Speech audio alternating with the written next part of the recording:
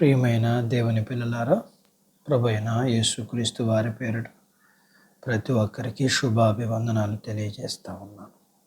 ఈ ఉదయకాలం దేవుని వాక్యాన్ని చదువుకుందాం. యెషయా గ్రంథం 43వ అధ్యాయం 12వ వచనం చదువుకుందాం. నేనే దేవుడును, మీరే నాకు సాక్షులు. దేవుడు తన మాటలు మన కొరకు దీవించును గాక. ఆమేన్. ప్రియమైన దేవుని పిల్లలారా, ఇక్కడ మనం రెండు మాటలు చూస్తూ ఉన్నాం. ఒకటి దేవుడు, రెండు సాక్షి. దేవుడంటే ఆదియందు వాక్యముండెను, వాక్యము దేవుని యొద్దండెను, వాక్యమే దేవుడు అయి ఉండెను. ఆ వాక్యము ఆకాశ మహాకాశాల్లో ఉండే ఆ దేవుడు మానవుని ప్రేమించి మేఘం మీదకి వచ్చాడు.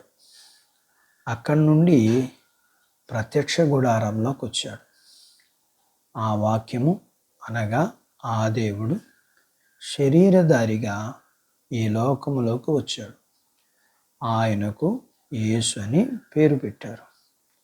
దేవుడు తమ మహిమను విడిచిపెట్టి మానవునిగా పుట్టి దాసునిగా జీవించి మరణం పొందినంతగా, శిలువ మరణం పొందినంతగా విధేయత చూపించిన వాడే తను తాను తగ్గించుకుని మరణాన్ని జయించి తిరిగి లేచాడు.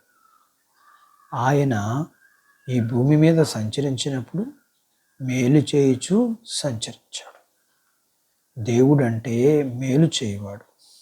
యెహోవా అందరికీ ఉపకారి అని వాక్యం చెప్తుంది. దేవుడు చేత మేలు పొంది తాను పొందిన మేలు తెలియజేసేవాడే సాక్షి. పరిశుద్ధ గ్రంథంలో నుంచి మీకు ఒక వ్యక్తిని జ్ఞాపకం చేయాలనుకుంటున్నాను.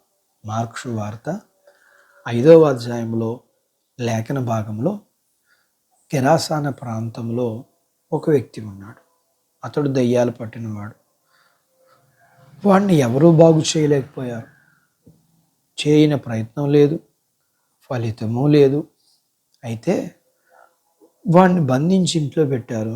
కానీ బంధకాలు తెంచివేసుకుని బయటికి వచ్చి బయట తిరుగుతూ తను తాను గాయపరుచుకుంటూ కనపడిన వారిని గాయపరుస్తూ సమాధుల్లో నిద్రిస్తూ అర్ధరాత్రి కేకలు వేస్తూ అతని జీవితం ఇలా ఉండడం ప్రభువారు చూసి ఆ ఊరు వెళ్ళి అతనిలో ఉన్న దెయ్యాల్ని నుండి అతన్ని విడిపించి అతన్ని బాగు చేశారు. ప్రభువారు అతనికి చేసిన మేలుకి అతడు తన ఇంటి వారికి మరియు తన పట్టణస్థులకు చుట్టుపక్కల ఉన్న గ్రామాలకు యేసు ప్రభువారు తనకు చేసిన మేలును గూర్చి చెప్పి తాను అనుభవించిన స్థితి నుండి విడిపించిన దేవునికి తాను సాక్షిగా ఉన్నాడు. వాక్యం వింటున్న నీవు దేవుడు నీకు చేసిన మేలు నువ్వేగా అనుభవించింది. నీ యొక్క దౌర్భాగ్య జీవితమును, పాపమైన జీవితము, నీ యొక్క అలవాట్లు కలిగిన జీవితం, ఎవరూ నిన్ను మార్చలేని జీవితం, దెయ్యాలు పట్టిన జీవితం, నీ జీవితాన్ని నువ్వు పాడు చేసుకుంటూ అనేకుల్ని జీవితాన్ని పాడు చేస్తూ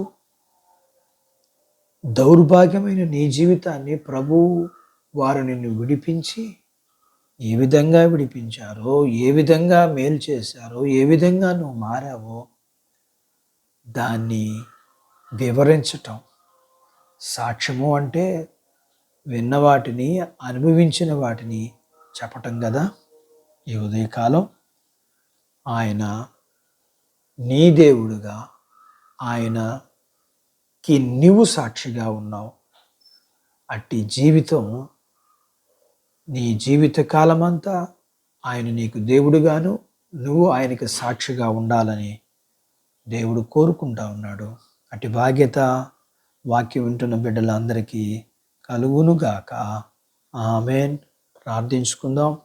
మమ్మల్ని మిక్కిలిగా ప్రేమించిన మా ప్రియ పరలోకపు తండ్రి, మీరు మాకు దేవుడు, మేము మీకు సాక్షులు. దౌర్భాగ్యమైన భయంకరమైన మా జీవితాల్లో ఉండబడిన పరిస్థితులన్నిటి నుంచి, అపవాదులన్నిటి నుంచి మమ్మల్ని మీరు విడిపించారు. మీరు దేవుడిగా మాకు మేలు చేశారు.